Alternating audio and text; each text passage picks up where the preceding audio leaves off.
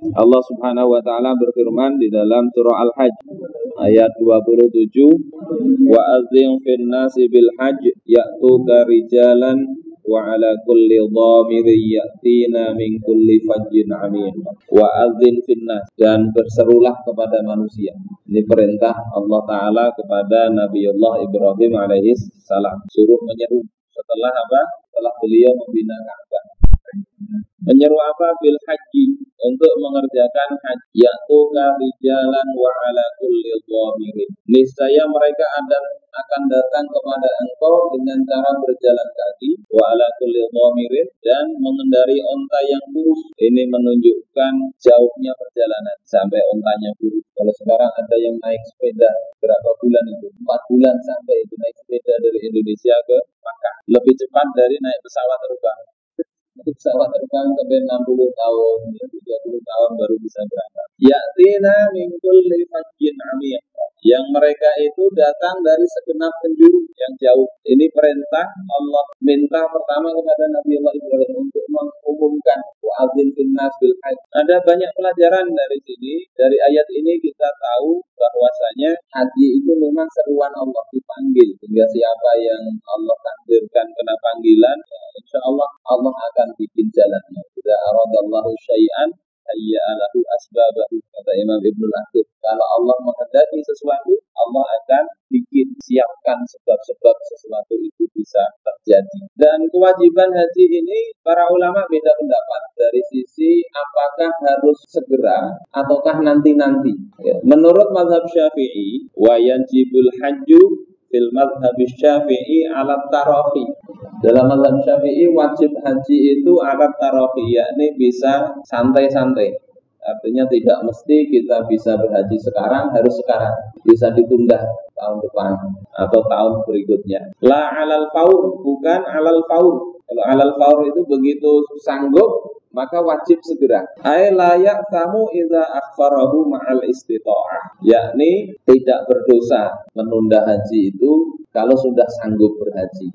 Ini dalam mazhab Syafi'i. Sementara mayoritas ulama mazhab Maliki, Hanafi dan Hambali itu memahami bahwasanya haji ini wajibnya itu adalah alal faur, wajib saat itu seketika juga. Kalau ditunda maka berdosa. Kalau sudah sanggup, ada jalannya, ada duitnya, yang ditinggal berangkat itu bisa hidup, maka wajib dia itu dianggap sudah punya kemampuan. Walillahi 'alan nasi hajjul bait man istata'a ilaihi sabila. Dan Allah wajibkan bagi manusia berhaji ke Baitullah bagi orang yang sanggup punya kemampuan untuk jalan ke sana. Sehingga menurut tiga mazhab ini berdosa kalau ditunda. Hanya saja kalau diakhirkan kemudian ternyata dia berhaji, itu hitungannya qadha. Menurut mayoritas ulama qadha, yang kemarin tertunda, dan dosanya diangkat kalau sudah berhaji. Kenapa bisa beda pemahaman begini ya dengan mazhab Syafi'i? Kalangan jumhur ini menganggap misalnya sabda Rasulullah sallallahu alaihi wasallam riwayat Imam At-Tirmidzi, di mana beliau bersabda, "Mammalaka zadan wa rahilatan." Barang siapa yang dia memiliki bekal dan kendaraan, jadi duitnya ada, jalan untuk kesanaan. Tuballighuhu ila baitillah, yang bekal dan kendaraan itu bisa menyampaikannya ke Baitullah. Walam yahujja, tetapi dia tidak berhaji. Fala alaihi ayyamuta yahudiyan au nasraniyan, maka enggak mengapa dia atau tidak peduli dia itu mau mati Yahudi atau mau mati sebagai Nasrani. Kata Rasulullah dalam hadis riwayat Imam At-Tirmidzi. Jadi kalau pakai ini berarti wajib, karena kalau tidak dia tunda bisa mati Yahudi atau mati sebagai Nasrani. Dan juga hadis-hadis selain yang semakna ini. Jadi berarti harus segera, jangan ditunda-tunda punya kemampuan. Lalu kenapa dari mazhab Imam Syafi'i kok ini wajibnya alat tarofi? Tidak harus saat itu juga, tidak harus tahun itu juga. Alasan pertama, riwayat-riwayat yang disampaikan ini dinilai lemah. Misalnya riwayat ini ada seorang yang bernama Hilal bin Abdullah, itu majhul. Jadi ya penilaian ahli hadis begitu. Jadi riwayatnya tidak cukup kuat. Yang kedua, kenapa bisa ditunda? Karena Rasulullah sendiri menunda. Alasan mazhab Syafi'i, haji itu tahun ke-6 Hijriah, turun ayat wajibnya haji. Jadi setelah hijrah 6 tahun ada kewajiban haji. Tetapi Rasulullah dan ribuan sahabat itu baru berhaji tahun 10 Hijriah. Artinya kan ditunda. Oh, ditunda itu kan karena di sana tidak aman. Tidak juga karena apa? Tahun 8 Hijriah itu maka sudah ditaklukkan oleh Nabi. Tahun 8 Hijriah. Jadi ini alasan kenapa mazhab Syafi'i mengatakan wajib tapi itu tarofi. Santai aja. Hanya saja dikecualikan di sini wa yakunu wajiban 'alal fauri fi halat, dan adalah wajib haji itu 'alal faur, seketika itu tidak boleh ditunda. Ada 4 kondisi di dalam takrirat as-sadidah. Yang pertama, idza kana qadaan. Kalau hajinya itu qadha, mengqadha haji. Kok bisa qadha haji? Ya karena sudah berangkat tapi hajinya tidak sah. Beberapa teman kemarin itu tahun sebelumnya sudah pakai visa mujamalah, sudah berangkat, tapi di sana terlambat, tidak sempat wukuf di Arafah. Maka nanti hitungannya mengqadha. Atau ada yang nggak sah dalam hajinya, tapi dia harus tahallul sudah. Nanti istilahnya mengqadha. Maka kalau mengqadha ini alal faur, segera mungkin, tidak boleh ditunda-tunda lagi. Yang kedua, idza nazarahu. Kalau dia bernazar, saya tahun ini mau haji, maka tidak boleh ditunda, ya tahun ini. Ya kalau ada jalannya, kecuali sudah berupaya tidak dapat visa. Nah, itu urusan man istata'a ilaihi sabila tadi. Alasan kedua, jadi wajib untuk segera. Pertama itu kalau qadha, kedua kalau nazar. Terima kasih. Kemudian yang ketiga, idza khafal abba, kalau dia takut al-abba wa huwa al-maradul muzminu, yakni penyakit kronis allazi yamna'u minal hajj, yang penyakit itu menghalangi dia untuk berhaji. Jadi khawatir ini sakit ini kalau tahun depan kira-kira bertambah parah tidak bisa haji, maka dia harus tidak boleh menunda-nunda haji. Kalau penyakit itu seperti itu, bi ikhbarit tabibi as-siqah, dengan berita dari dokter yang terpercaya. Itu yang ketiga. Yang keempat, idza khafal halak ala nafsihi aw malihi, kalau dia khawatir binasa dirinya atau hartanya. Jadi bedanya tadi, kalau mazhab Imam Asy-Syafi'i boleh santai aja, kecuali 4 ini harus segera. Kalau dalam mazhab lain wajib segera alal faul. Bapak Ibu sekalian yang dimuliakan Allah Subhanahu wa taala, ini dari sisi fikihnya begitu ya. Mudah-mudahan kita bisa punya niat, paling enggak yang belum berhaji segera kita ya kuatkan tekad untuk berhaji, kuatkan tekad. Mudah-mudahan Allah berikan jalan. Yang kedua, ibadah haji ini fadilahnya besar. Di antaranya adalah dalam hadis riwayat Imam Bukhari, man hajja lillahi falam yarfus. Barang siapa yang berhaji karena Allah, lalu dia tidak melakukan rafas. Rafas itu berkata-kata kotor. Walam yafsuk, dia tidak melakukan kefasikan, melakukan perbuatan maksiat. Raja'a kayauma waladatu ummuk, dia kembali sebagaimana hari dia dilahirkan oleh ibunya. Jadi ini haji pahalanya ya, kalau memang mabrur dia Allah ampuni dosa-dosanya. Mabrur tidaknya nanti jadi masalah memang ya. Salah satu tanda haji mabrur ya kalau sudah berbulik amalannya bertambah baik. Bertambah baik amalan. Enggak kemudian modal haji pakai korupsi, pulang haji tambah lagi. Bapak Ibu-ibu yang dimuliakan Allah Subhanahu wa taala, ada banyak pelajaran dari haji itu. Pertama adalah haji ini mengajarkan kepada kita untuk taat kepada Allah secara mutlak. Tidak banyak mikir lagi, tidak cari alasan. Ibadah yang tidak cukup dengan badan, tapi harus ada modal bekal. Tidak mikir lagi disuruh kenapa harus pakai baju begitu. Kain ihram cuma 2 lembar. Kalau bapak-bapak bawah dengan atas nggak boleh pakai celana dalam lagi. Jadi nggak banyak mikir. Jadi memang disuruh begitu. Kemudian suruh nyium hajar aswad, ya sunnah. Nanti suruh cari batu, suruh melempar jumroh, suruh lari-lari kecil 7 kali dan sebagainya. Ini semuanya dilakukan, nggak usah banyak protes, nggak usah dikaji ini secara saintifik bagaimana. Taat secara mutlak. Bahkan kalau kita lihat sejarahnya, Nabiullah Ibrahim itu disuruh menyembelih putra beliau Ismail. Jadi tidak ada protes-protesan. Perintah Allah pasti itu adalah sebuah kebaikan. Termasuk ketika Nabiullah Ibrahim alaihissalam itu disuruh untuk mengumumkan haji. Di dalam tafsir Al-Qurtubi, ya, Al-Jami' li Ahkamil Quran, lamma faragha Ibrahimu alaihissalam min bina'il bait, kata Imam Al-Qurtubi. Ketika Ibrahim alaihissalam selesai membangun Baitullah, yakni meninggikan pondasinya, wa qila lahu, maka dikatakan kepadanya, adzin fin nasi bil hajj.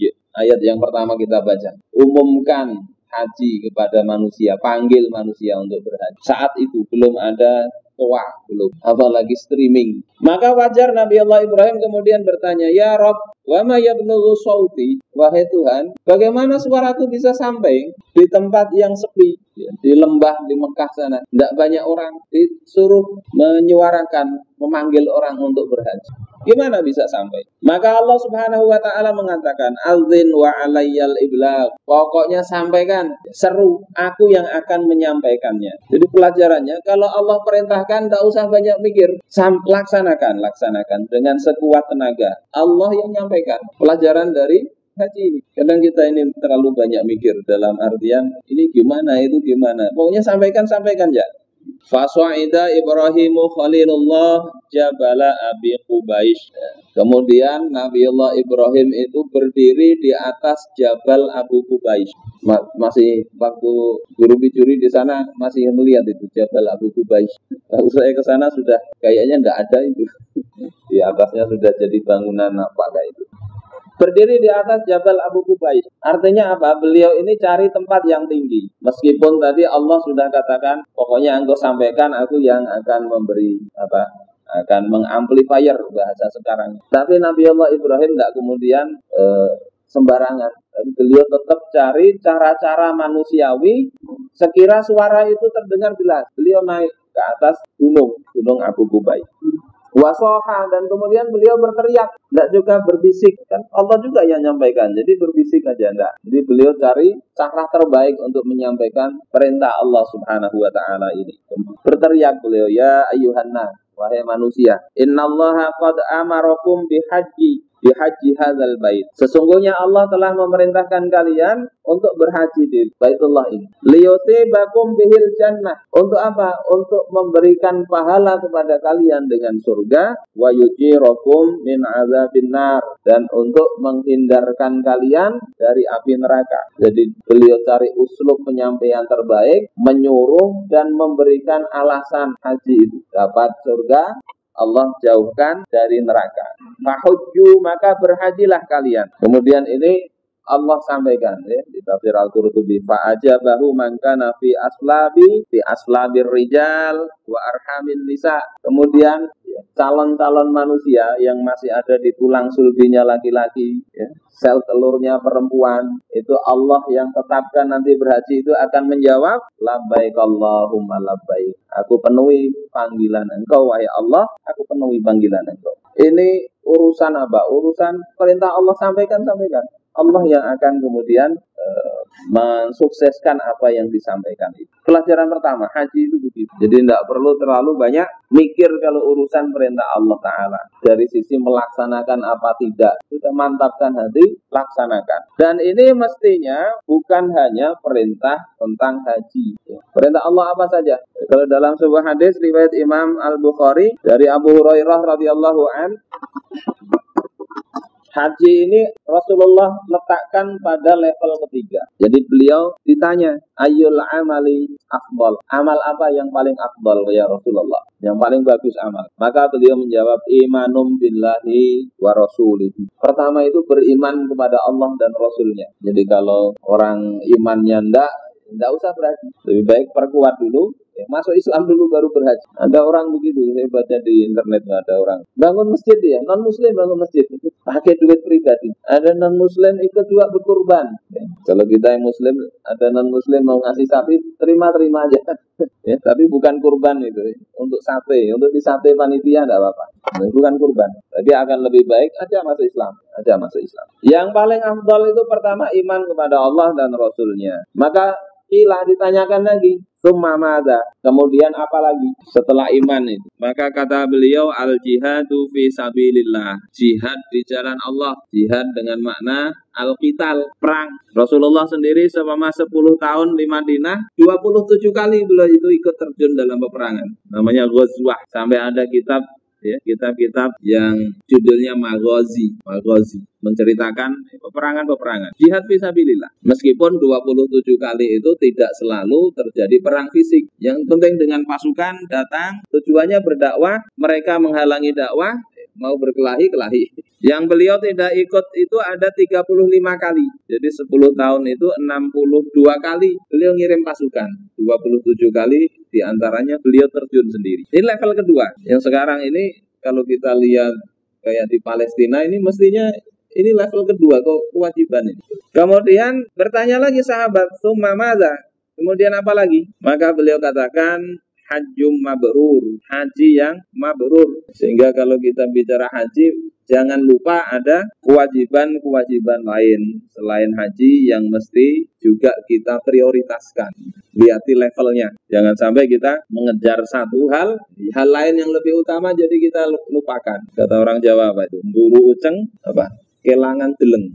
Ada yang orang Jawa di sini. Mencari ikan kecil, lupa ikan yang besar. Uceng itu sumbu lampu itu. Sumbu lampu dicari, lampunya hilang. Kita kadang beramal, kaum muslimin masih banyak begitu. Giliran amal sunnah kadang luar biasa ramenya. Tapi yang wajib sepi. Ya. Terkait haji ini juga ada sebuah kisah di dalam kitab Al-Bidayah wan Nihayah.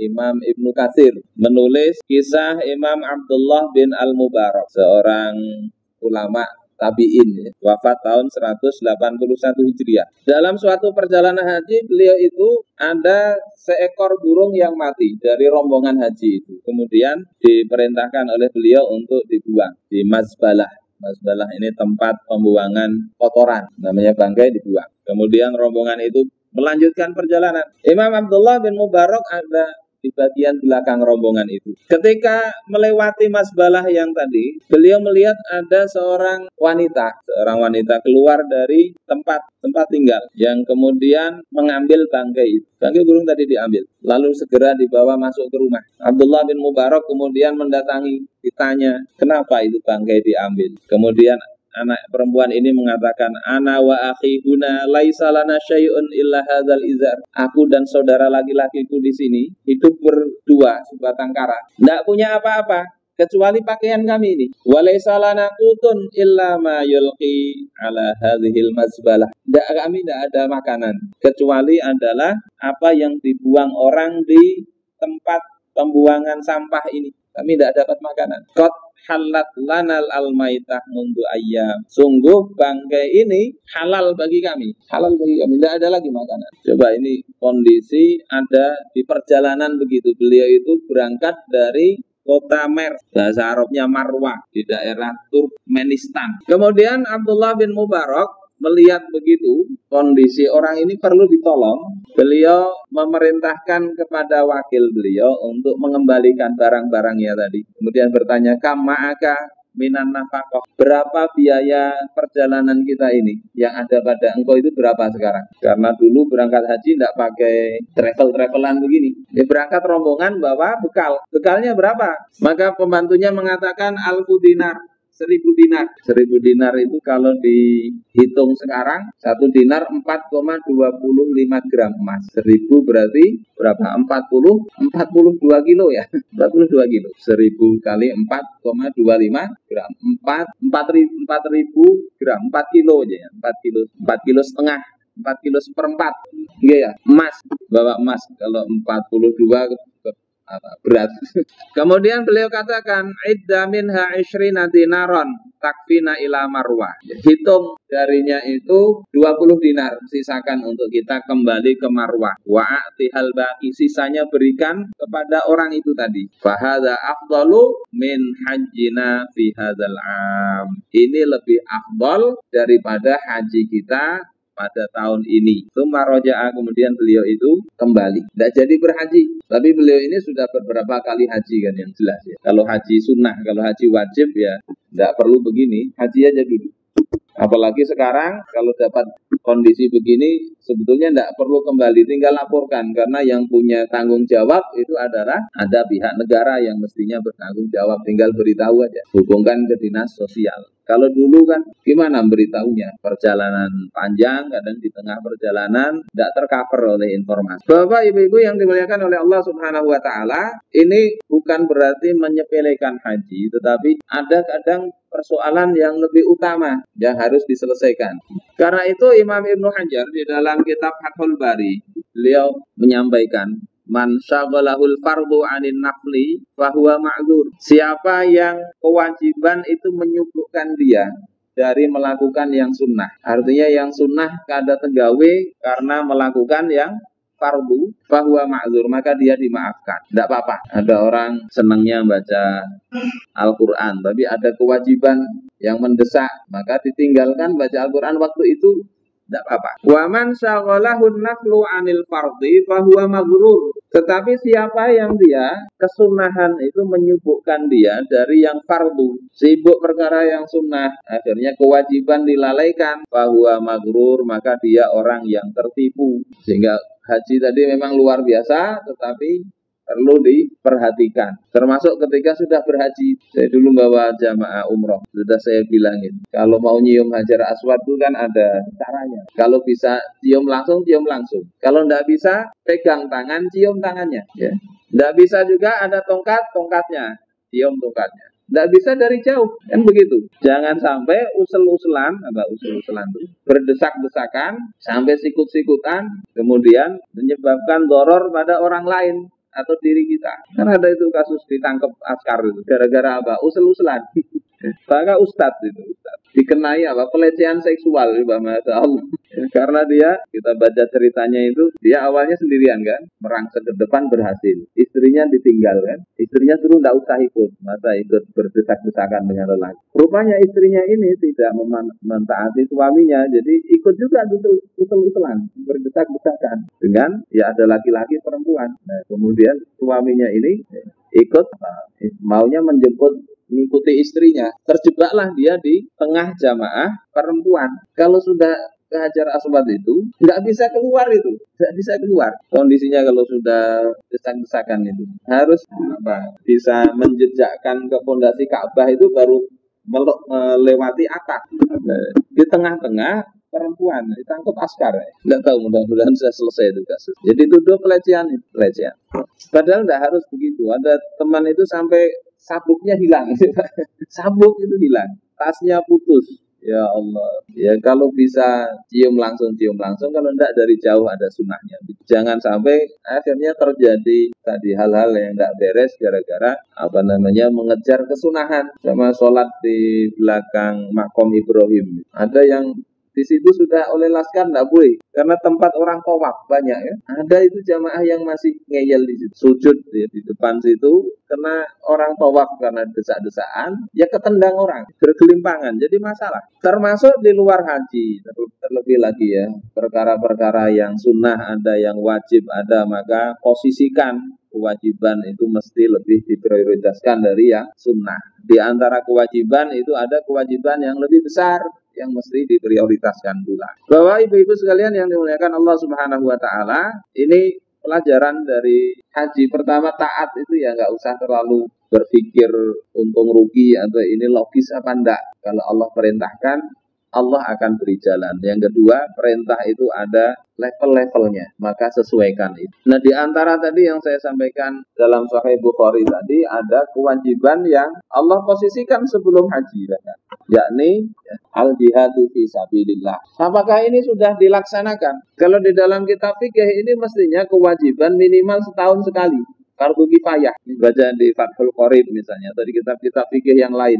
Kalau Rasul itu setahun bisa berapa itu? 6 kali, 7 kali. Dan ketika ini ditinggalkan, umat ini jadi masalah. Umat ini bermasalah. Yang sampai sekarang kadang persoalan ini akan seperti tidak ada ketika tidak dibicarakan Palestina. Begitu ramai di awal-awal Oktober itu beritanya. Karena dibicarakan, beritanya disampaikan. Sekarang ketika tidak disampaikan, apakah di sana selesai? Enggak sebetulnya. Korbannya makin banyak. Di Gaza, Ya, di Gaza suruh fungsi ke pengungsian di Rafah. Di Rafah itu ternyata di pengungsiannya juga diserang. Korbannya sekitar 35.000 ke atas itu yang meninggal, yang terhitung belum yang di bawah bangunan itu. Dan ini terjadi selama ya lebih dari 75 tahun sejak 1948. Sebelum Israel itu juga terjadi peristiwa penggusuran tanah kaum muslimin. Dan kenapa ini terjadi? Karena kaum muslimin ini tidak melaksanakan ini. Salah satu kewajibannya. Rasulullah Shallallahu Alaihi Wasallam ketika ada pengkhianatan dari Yahudi Bani Qainuqa, pengkhianatan pertama itu di Madinah itu beliau bikin piagam Madinah. Ada perjanjian damai. Ada Yahudi Bani Qainuqa, Bani Nadir, Bani Quraidah. Ada perjanjiannya. Tidak saling menyerang. Ketika mereka melanggar perjanjian Bani Qainuqa ini, Rasulullah Shallallahu Alaihi Wasallam mengepung mereka karena mereka tidak mau berhenti dari menyerang kaum muslimin. Mereka malah nantang. Padahal kaum muslimin waktu itu setelah perang Badar menang. Ya. Maka Rasulullah kepung mereka dan mereka diusir dari Madinah. Diusir dari Madinah. Jadi latar belakang nenek moyangnya ini memang tidak punya tanah, terusir. Pada masa Nabi Musa saja kan tidak punya tanah. Karena apa? Dijanjikan Allah tanah di Ardul Muqaddasah, mereka tidak mau. Mengatakan izhab anta wa rabbuka faqatilah. Pergilah engkau berdua saja dengan Tuhan engkau, berperanglah berdua saja wahai Musa. Innaha huna qaidun. Sesungguhnya kami duduk di sini nunggu. Di Al-Qur'an ceritanya begitu. Maka kemudian itu diharamkan atas mereka 40 tahun lontang-lantung di padang Tih bersama Nabi Musa. Pada masa Nabi Muhammad itu diusir dari Madinah. Kemudian pasca perang Uhud mereka mencoba berkomplot membunuh Nabi Shallallahu Alaihi Wasallam. Allah bongkar persekutuan mereka, konspirasi mereka. Kemudian Rasul usir pula itu mereka dari Madinah. Ketika kaum muslimin dalam perang Ahzab, orang-orang musyrik itu mengepung Madinah, 10.000 kaum Arab dan orang-orang musyrik itu menghadapi kaum muslimin yang cuma 3.000 di balik parit. Orang-orang Yahudi Bani Quraidah itu juga mau menyerang Nabi dari belakang. Tapi Allah kemudian berikan kemenangan tanpa peperangan, mereka kembali kena badai. Baru kemudian Rasulullah katakan man sami'an muti'an fala yusalliyanna ahadun al-asra illa fi Bani Quraidah. Siapa yang mendengar dan taat, maka jangan sekali-kali di antara kalian sholat asar kecuali di Bani Quraidah. Artinya begitu musuh yang menghadapi tadi 10.000 sudah pulang, kaum muslimin segera cepat-cepat mau membereskan Bani Quraidah yang mengkhianati perjanjian. Dan Bani Quraidah bisa ditaklukkan. Sehingga bersih itu di Madinah dari orang-orang. Nah, bagaimana dengan kondisi sekarang? Kenapa umat ini begitu lemah? Karena ini kaum muslimin sudah tidak mau lagi. Kalau bahasanya Rasul itu, kenapa umat Islam ini? Apakah karena sedikit sehingga kita ini seperti makanan dikerubuti di meja makan? Kata Rasulullah, tidak, kalian itu banyak, tapi seperti buih di lautan. Dan ditancapkan di benak kalian itu ada al-wahan. Apa wahan itu wahai Rasulullah? Dalam hadis Sauban itu dikatakan, ya, wahan itu hubbud dunya wa karahiyatul maut, cinta dunia, takut akan kematian. Ketika ini terjadi, semakin kondisi kaum muslimin terpuruk. Tidak ada perlawanan. Bukankah ada perlawanan kalau kita lihat sekarang ya di Gaza itu?